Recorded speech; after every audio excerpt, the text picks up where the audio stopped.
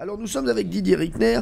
Didier, donc vous êtes historien de l'art, fondateur du site internet La Tribune de l'Art, et aujourd'hui dans la bataille des scoops, on va faire une bataille des scoops sur les œuvres d'art. On va voir si vous connaissez ces anecdotes qu'ils vont vous raconter. C'est Pierre Bellemare, une fois de plus, bien sûr, le juge de cette émission, le grand patron comme on l'appelle ici, le LGP, qui va décider de qui a la meilleure information. On va démarrer avec Thomas Hervé. Pour des soucis de compréhension, il vous sera livré bien sûr un décodeur Thomas Hervé pour que vous compreniez ce qu'il dit. Allez, non, vous allez voir, c'est très très clair. C'est l'histoire incroyable d'un tableau qui est peu connu du Louvre et qui a pourtant une spécificité hors du commun. Ce tableau, il s'appelle L'intérieur d'une cuisine. Alors, pour être précis, il est exposé au 2e étage de l'Aile Sully, salle 57. Et comme son nom l'indique, a priori, le tableau n'a rien de spécifique, puisqu'effectivement, il représente bel et bien l'intérieur d'une cuisine au début du 19e siècle. La toile, en fait, a été peinte par Martin Drolling, qui est l'élève de David. Et pour cette œuvre, Martin Drolling aurait utilisé le cœur de Louis XIII. Vous avez bien entendu. Alors en fait, à l'époque, le cœur des rois était séparé du reste du corps et conservé par l'Église. Et le cœur de Louis XIII a été placé dans un coffret en or et conservé à l'église Paul-Saint-Louis. Sauf que, en août 1792, les révolutionnaires décident de fondre le coffret contenant le cœur de Louis XIII. Et l'homme qui est en charge de ce projet en aurait profité pour inviter son ami, le peintre Martin Drolling, à venir y prélever un morceau du cœur pour en faire un pigment. C'était une technique très très utilisée à l'époque. Et donc effectivement, voilà comment le cœur de Louis XIII se serait retrouvé dans le tableau à l'intérieur d'une cuisine, tableau qui est encore accroché aujourd'hui au musée du Louvre. Alors Didier m'a fait de grands signes pendant cette histoire. Je ne sais pas, je ne connais pas cette anecdote. Vous ne connaissez pas cette anecdote avec le cœur de Louis XIII? Je connais Martin Drolling, effectivement, qui est un peintre effectivement élève de David, mais je ne connais pas cette anecdote. Non, mais il faut dire que je crois que ce produit qui a été utilisé dans plusieurs tableaux, oui, ça c'est vrai. Et ça s'appelait la mumie, si je ne me Pas trompe. forcément des cœurs humains. Alors, je ne connais pas son nom, mais La pas forcément mumie. pas des corps humains d'ailleurs, mais des cœurs. Oui, je crois que c'est. On a utilisé le sang et je crois que ce produit finalement on l'appelait la mumie. La mumie Nova. Voilà. La Mumie Nova? Oui. La mumie Nova, oui. Vous l'avez murmuré, mais franchement, ça méritait d'être énoncé à haute voix. Eh oui, donc voilà, non mais c'est vrai, avec le cœur de Louis XIII, belle anecdote en tout cas. Il y a une autre anecdote avec le cœur de Louis XIV aussi. Ah, oui. Il y a eu beaucoup de cœurs de rois comme ça, on dit qu'ils ont été utilisés. C'est quoi l'anecdote avec le cœur de Louis XIV? Je ne la connais pas, mais Merci. Non, je ne la connais pas dans le détail. Merci bien. Mais elle existe. Vous pouvez nous la bosser pour demain? Oui, si vous voulez. Très bien, demain on parlera donc du cœur de Louis XIV. Voilà. Allez, Valérie. Alors moi je vais vous raconter une histoire digne des meilleures histoires d'Arsène Lupin. Nous sommes le 22 août 1911 au matin. Le musée du Louvre vient à peine d'ouvrir ses portes. Le peintre Louis Beyroux est le premier visiteur de la journée. Alors il se rue dans les galeries pour atteindre la Joconde afin d'en faire une copie. Mais quand il arrive, la Joconde n'est plus là. Et pour cause, elle a été volée. On a volé la Joconde. Alors vous imaginez bien que le musée est bouclé, des criminologues sont appelés, les empreintes sont relevées. Et justement, la police, elle trouve une empreinte de pouce sur la vitre qui protégeait le tableau. Mais cette empreinte, elle n'appartient à personne, à aucun employé du musée. Alors la police cherche évidemment un coupable, elle va même jusqu'à emprisonner le poète Guillaume Apollinaire. Elle le soupçonne. Elle soupçonne également le peintre Pablo Picasso lui-même. C'est pour vous dire que toutes les pistes sont envisagées.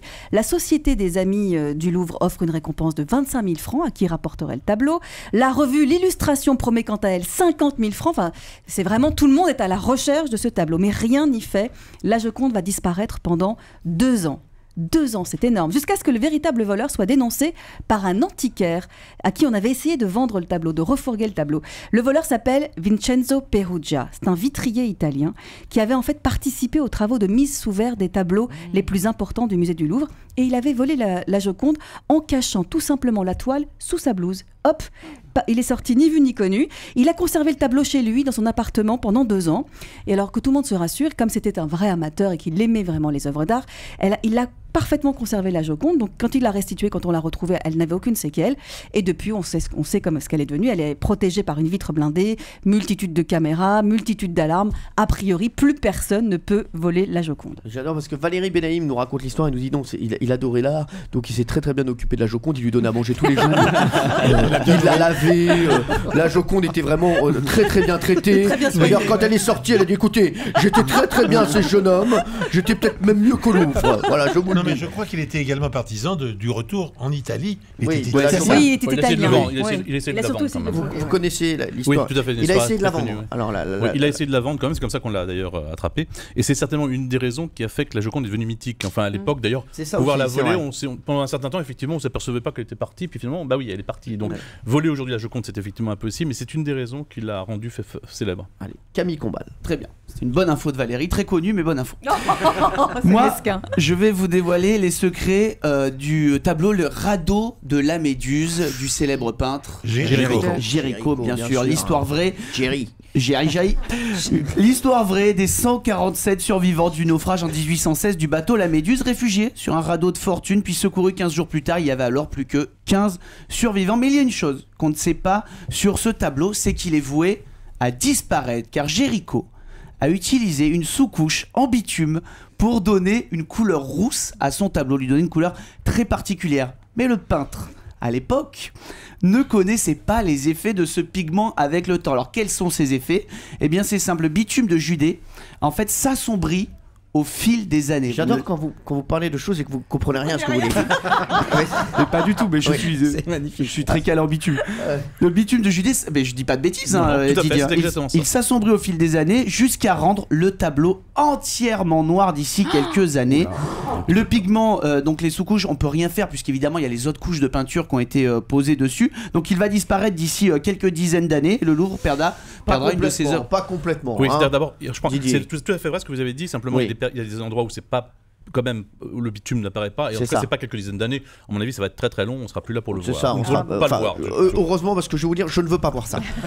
Mais vraiment, je ne veux pas voir ça. C'est un Non, mais, crève-cœur. alors, Il disparaîtrait oh une là deuxième là fois. là. Eh oui. Pierre Bellemare, qui avait la meilleure information? Il n'y a pas de doute, quand même, la plus originale, c'est le tableau qui devient visible. Ah oui, Non, si, c'est original. Camille Combal, oui, c'est pas mal. Oui, c'est pas mal. Bah, vous aimez bien Camille Combal. Oui, j'aime bien, Vous devriez monsieur. être content. Bah oui, je suis sûr que je suis content. Bah ça va, c'est pas la peine de m'agresser, hein. Allez, Camille Combal gagne la bataille de ski.